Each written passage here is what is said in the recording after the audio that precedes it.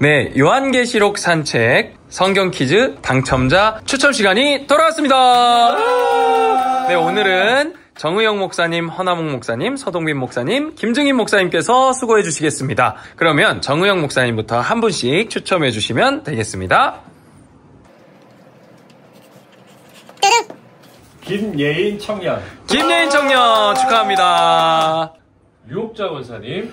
유옥자 권사님 축하드립니다. 남재경 권사님. 오, 남재경 권사님 축하드립니다.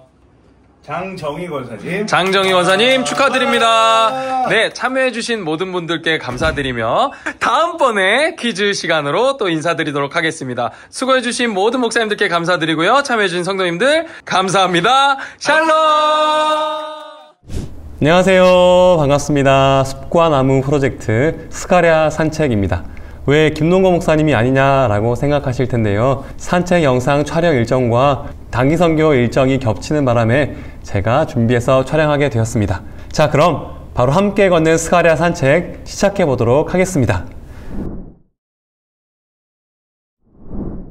자, 이 스가랴서는요, 구약 성경 중에서 소선지서로 분류되는 책입니다. 선지서 중에 대선지서와 소선지서가 있는데요. 이것은 중요도의 문제라기보다는 순전히 분량의 문제입니다. 그래서 분량이 많은 대선지서는 이사야, 예레미야, 에스겔 이렇게 있고요. 또 소선지서는 비교적 분량이 적은 책들인데요. 호세아부터 말라기까지 총 12개가 있어서 12예언서라고도 합니다. 이 스가랴서는요, 그 12개 중에서 11번째에 위치하고요. 그리고 소선지서 중에서 호세아와 함께 14장으로 가장 많은데요. 그런데 절수가 스가랴가 더 많기 때문에 소선지서 중에서는 가장 분량이 많고 또 가장 어려운 책으로 유명합니다. 자, 그런데 이 스가랴서는요, 소선지서 중에서 장차 오실 메시아 예수님에 대한 예언이 가장 많은 책입니다. 그래서 이 신약의 복음서와 요한계시록에 총 70회 이상이나 인용될 정도로 중요한 책인데요. 가장 유명한 예언, 예수님께서 예루살렘으로 입성하실 때 나귀를 타실 것에 대해서도 스가랴에서 예언하고 있습니다. 자, 이 환상과 상징적인 내용들이 많아서 이 스가랴서가 조금 어렵게 느껴질 수도 있는데요. 한 걸음 한 걸음 묵상하다 보면 하나님의 놀라운 위로와 소망의 메시지를 발견할 것입니다.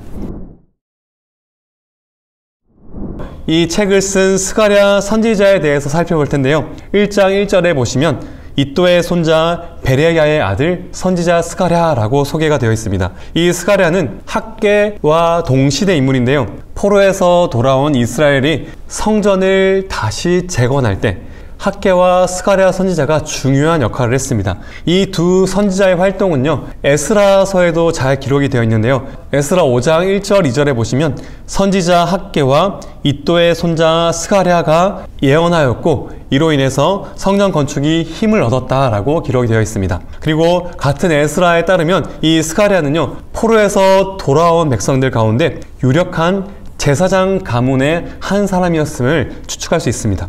이 스가랴라는 이름의 뜻은요, 하나님이 기억하신다라는 뜻인데요. 이 선지자의 이름 자체가 당시 포로에서 돌아온 이들에게는 중요한 메시지를 포함하고 있다라고 할 수 있습니다.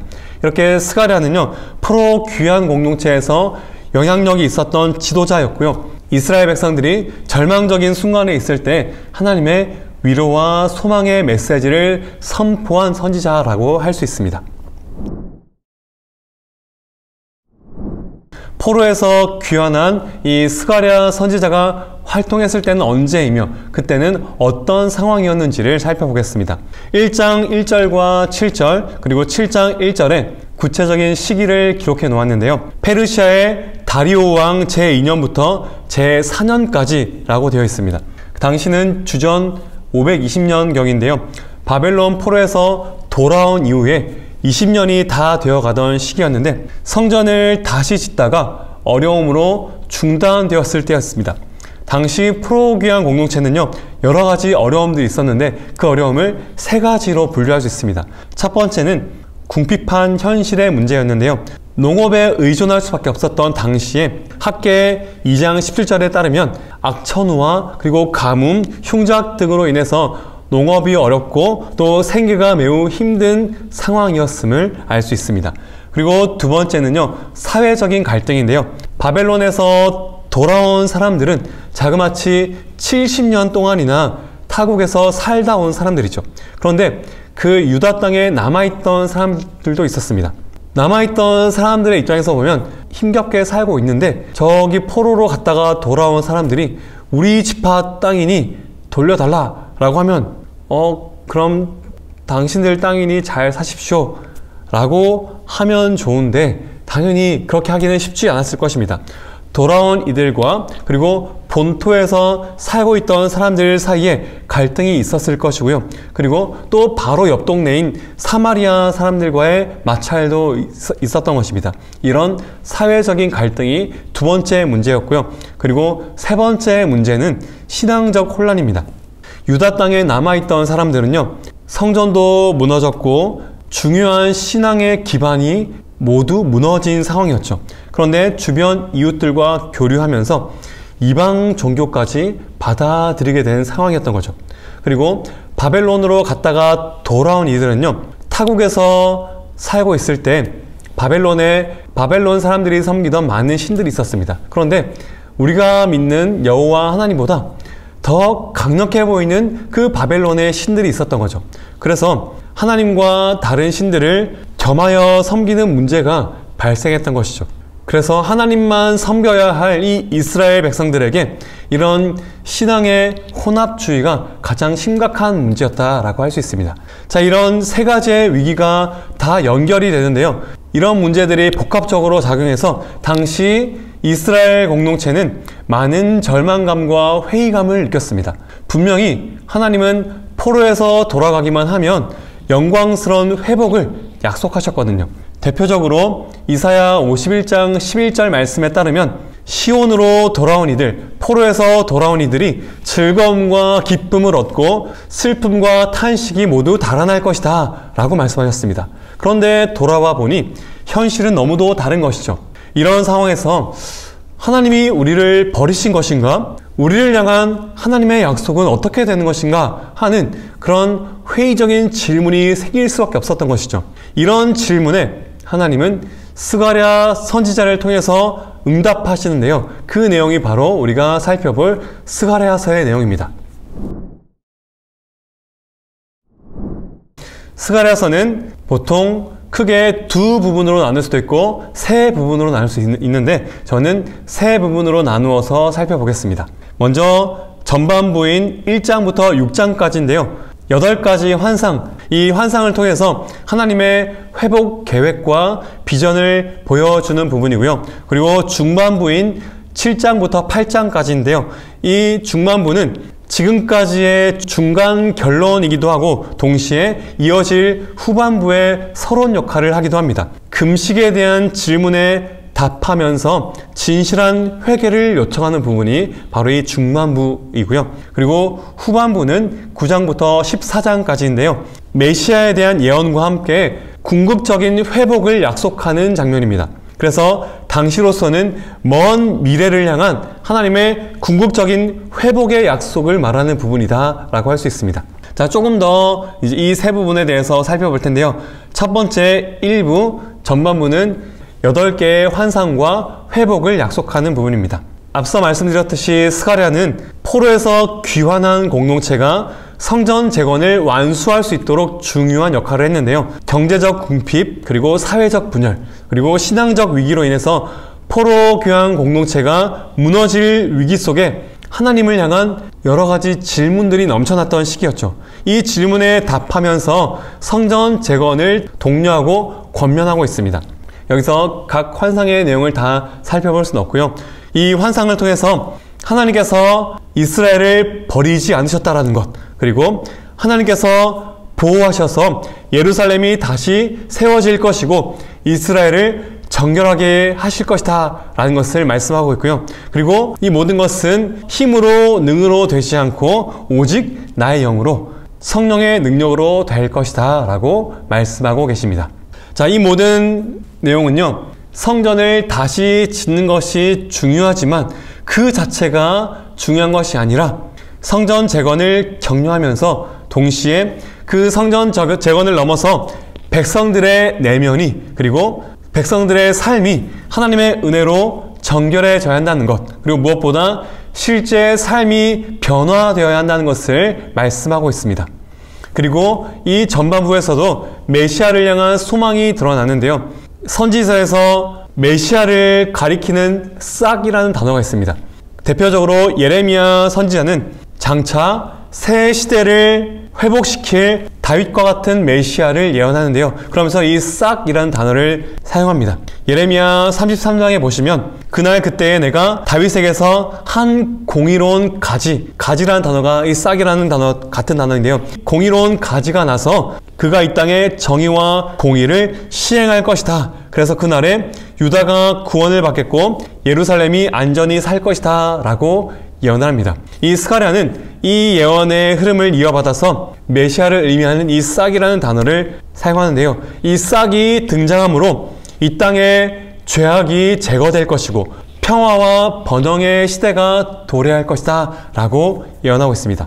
그런데 이 스가랴가 예언하는 이 싹은요, 성전 건축에서도 큰 역할을 수행할 것으로 그리고 있는데요. 당시 맥락에서 이 싹은 왕과 제사장의 역할을 했던 스룹바벨에서 성취되는 것으로 볼 수 있습니다. 그래서 이 스룹바벨을 통해서 중단되었던 성전 재건 공사가 마무리되게 되는데요. 당시에는 이 싹이 스룹바벨을 통해서 성취되는 것으로 볼 수 있고요. 궁극적으로는 이 스룹바벨을 넘어서 참 성전 되시는 예수님을 통해서 온전한 성취를 바라보게 합니다. 이어서 제2부 중반부인 7장부터 8장까지인데요. 금식에 대한 질문과 함께 또 삶의 회개를 요청하는 부분입니다. 이 부분은 이제 베델 사람들이 스가랴에게 한 질문으로 시작이 되는데요. 당시 이스라엘 백성들은 나라가 멸망하고 예루살렘 성전이 파괴된 이후에 70년 동안 그 성전 파괴를 슬퍼하면서 5월에 금식을 했습니다. 그런데 이제 포로에서 돌아왔으니 금식을 그만해야 할 것 같은데, 그런데 상황을 보니 돌아와서 기대했던 회복이 당장 일어나지 않으니까 금식을 계속해야 하나? 금식을 멈춰야 하나? 이런 질문이 있었던 것이죠. 이 질문을 스가랴 선지자에게 질문하는데 이에 대해서 답하고 있습니다. 금식을 계속할지 묻는 이들의 질문에 하나님은 스가랴 선지자를 통해서 외형적인 금식보다 그들의 삶의 태도와 방향 자체를 말씀하십니다. 너희가 70년 동안 5째 달과 7째 달에 금식하고 애통하였거니와 그 금식이 나를 위하여 한 것이냐? 라고 도리어 질문을 하고 계십니다. 하나님은 단순히 금식을 지키는 그 절기를 지키는 형식적인 모습보다 그들의 전인격적인 삶의 변화를 말씀하고 계신 것이죠. 정의와 긍휼, 진실한 회개, 그리고 삶의 변화를 원한다라고 말씀하시는 것입니다. 과거 이스라엘은 율법에 순종하지 않아서 심판을 받았지만 이제 너희는 공의와 자비를 실천하는 그 삶으로 돌아오라 라고 요청하는 것이죠. 이렇게 이 중반부는 스가랴서 전체의 메시지를 핵심적으로 보여주는 장면이다라고 할 수 있습니다. 그래서 성전이 완공되는 것, 그것이 진정한 목적이 아니라 하나님의 백성답게 정의와 긍휼을 행하는 삶의 회복이 진정한 목적이다 라고 말씀하는 것이죠. 이어서 제3부 이 후반부는요, 메시아의 도래와 종말의 회복을 바라보는 장면입니다. 이 후반부는 지금까지의 주제를 이어서 전체 메시지를 재해석하고 확장하는 부분이라고 할 수 있는데요. 동시에 메시아를 향한 예언과 궁극적인 회복을 바라보고 있습니다. 이 회복은 이스라엘만의 회복이 아니라 온 우주가 하나님의 통치 아래 회복할 그 궁극적인 회복의 절정을 바라보고 있습니다. 이를 위해서 9장 1절부터 8절까지는 열방의 심판과 회복을 말씀하는데요. 하나님께서 두로와 시돈과 블레셋과 같은 이방 민족들을 심판하실 것인데 단지 그들을 파괴할 것이 아니라 파괴를 넘어서 그들 중에 일부가 하나님의 백성에 포함되어서 회복될 것을 바라보고 있습니다. 그래서 이것은 온 인류의 회복을 위해서 메시아가 오실 것인데 나귀를 타고 오셔서 세상을 전쟁이 아닌 평화로 다스릴 것이다 라고 말씀하고 계십니다. 여기서 그 유명한 나귀를 타고 오실 왕, 백성들과 또 거짓 목자들에게 거절당하고 은 30에 팔릴 것, 그리고 고난받는 메시아에 대한 내용들이 이 부분에 포함이 되어 있습니다. 그리고 이런 고난받는 목자가 오시고 그로 인해서 백성들은 애통하겠지만 이를 통해서 온 세계가 하나님을 예배하는 거룩한 나라로 회복될 것을 바라보게 합니다. 아브라함에게 약속하신 대로 너로 말미암아 모든 민족이 복을 얻을 것이다 라고 약속하신 이 말씀이 궁극적으로 완성되는 그 날을 바라보고 있는 것이죠. 말씀드린 대로 이 부분에서 완성될 하나님 나라를 향한 비전을 제시하면서 그 나라를 이루실 메시아 예수님을 향한 예언이 주로 등장하고 있죠. 이 왕은요, 힘과 권세로 승리하는 왕이기보다는 오히려 순환당하며 겸손한 모습으로 승리하는 왕을 보여주고 계십니다. 나귀를 타신 왕, 또 거절당하는 메시아, 은 30에 팔리는 메시아, 또 찔리고 죽임당하는 왕, 버림당하는 왕에 대한 예언들, 이 예언들이 이제 복음서에서 성취되는 모습으로 우리는 볼 수 있습니다. 이렇게 스가랴 후반부는 궁극적인 회복을 소망하며 또 그 회복을 이루실 메시아를 예언하는 말씀이다 라고 할 수 있고요. 그 회복의 중심에 메시아와 함께 이스라엘 백성들이 핵심적인 역할을 하게 될 것이고요. 그리고 그 메시아를 통해서 예루살렘이 다시 거룩하게 되고 그분을 통해서 열방이 하나님께 돌아오게 될 것을 소망하고 있습니다. 스가랴서를 묵상하며 오늘날 성도가 붙잡아야 할 적용의 방향을 함께 살펴보고 마무리하겠습니다. 첫 번째, 회복을 소망하며 회개를 삶의 중심에 두어야 한다는 것입니다. 하나님께서는 여러 가지 문제로 절망하던 이스라엘에게 하나님께서 그들 가운데 거하실 것이며 회복을 이루실 것이다 라고 말씀하시죠. 그런데 이 회복에 대한 소망과 확신은요, 하나님과의 언약관계를 지키며 또 그 말씀에 순종하기 위한 열심, 그리고 삶의 회개로 이어져야 함을 선포하십니다. 그래서 스가랴 선지자는요, 진정한 회복은 외형적인 성전 건축과 함께 드러나는 그런 경건의 모양이 아니라 하나님 앞에서 통회하고 자복하며 우리 일상의 삶에서 이웃사랑과 정의를 실천하는 삶으로 드러나야 함을 강조하고 있습니다. 그래서 우리 성도님들 이제 각자의 삶에서 하나님이 이루실 회복을 소망해야 하는데 그 소망은요, 우리의 진실한 회개로부터 시작되어야 한다는 것입니다. 이 회개는 입술의 고백만이 아니라 삶으로 이어져야 한다는 것이죠.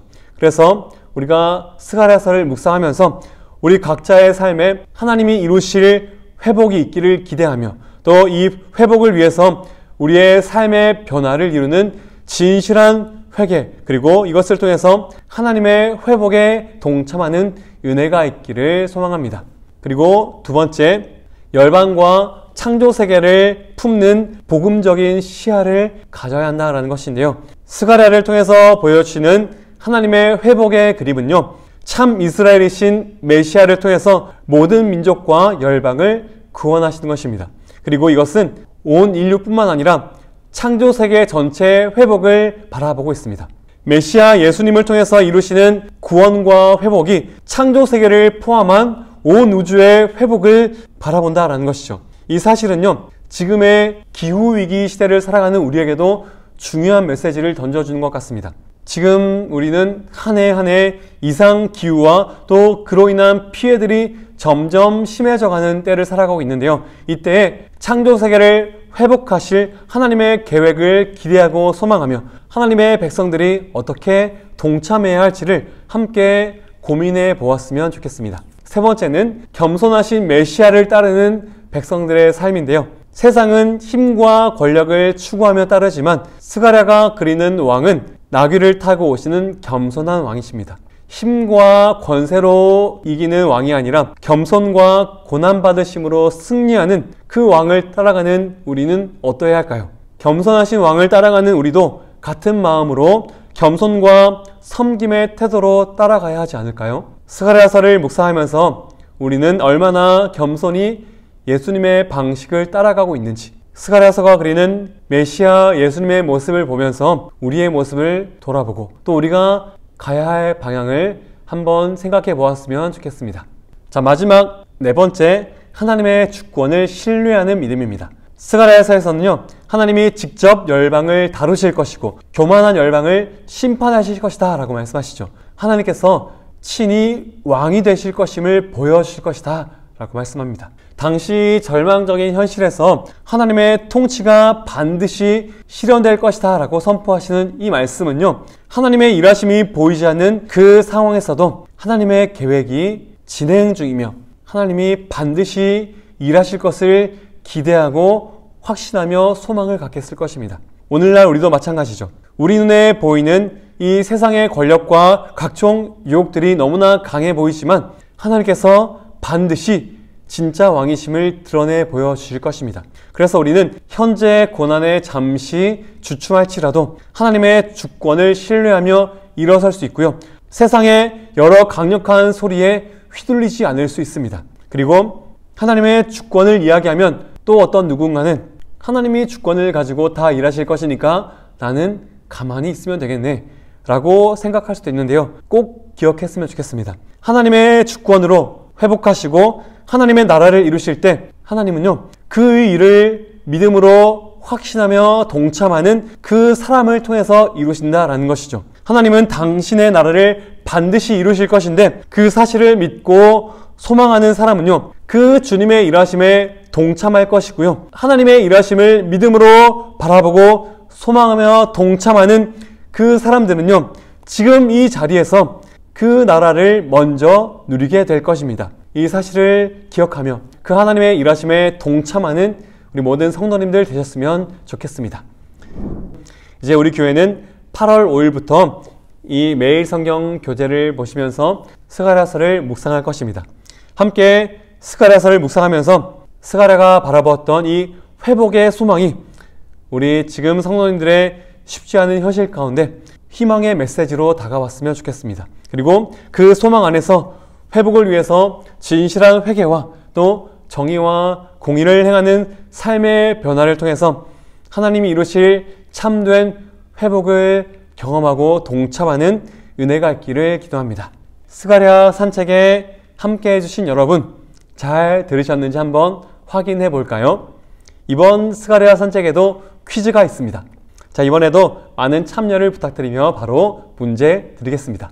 자, 첫 번째 퀴즈. 스가랴의 핵심인 이 4장 6절에서 스룹바벨에게 하신 유명한 말씀, 힘으로 되지 아니하며 능력으로 되지 아니하고 오직 땡땡땡으로 되느니라 에서 이 땡땡땡에 들어갈 말은 무엇일까요? 이것이 첫 번째 퀴즈이고요. 자, 두 번째 퀴즈.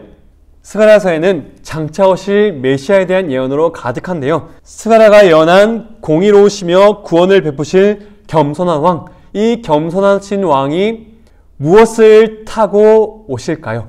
이것이 바로 두 번째 퀴즈입니다. 자, 이 퀴즈 두 문제의 정답과 함께 이름, 연락처와 함께 소속 교구나 부서를 적어서 2층 행정실로 제출해 주시면 추첨을 통해서 소정의 선물을 드리도록 하겠습니다.